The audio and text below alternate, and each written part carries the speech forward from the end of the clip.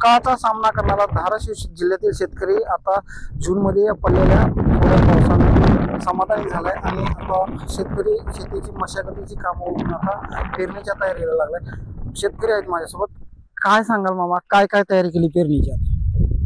आता नांगरण केलं, पंजी केली, कुळवण केलं, पुन्हा बैलानं पाळे घातल्यानंतर पुन्हा बी आणले, खात आणले, मग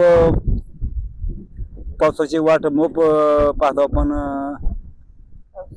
पाऊस आलेला नाही अजून, 4 टाइम पडले म्हणून माणसं समाधान आहे जरा थोडी।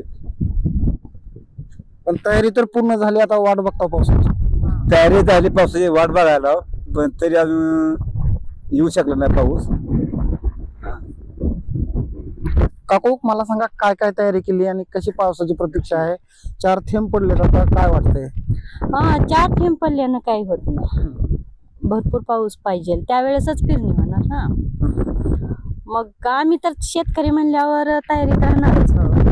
हाताच्या बॅगा म्हणा, पोती म्हणा, किंवा पाळी पेरणी तर काय ट्रॅक्टरवर असतीच ना। नंतर बैलावर पाळी, ट्रॅक्टरवर नांगरण, पंजी, मशागत करतो। आपल्याला किती शेत आहे ना, आता काय काय म्हणजे सोयाबीन किती आणले का, किंवा कोणतं कोणतं वाण आणले? 8 बॅगा सोयाबीनच्या आणल्या, त्या वाण 228, 662 आणि खात 20-20 13 असं आणलंय। किती शेत आहे आपल्याला? 7 एकर। आता किती खर्च येईल पेरणीला वगैरे? काढणी सहित म्हणलं तर लाख रुपये ठेवावं लागते, काढणी पेरणी लाख रुपये ठेवावे लागते।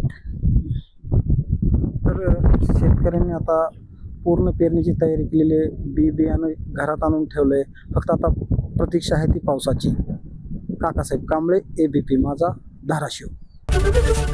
एबीपी माझा, उघडा डोळे बघा नीट।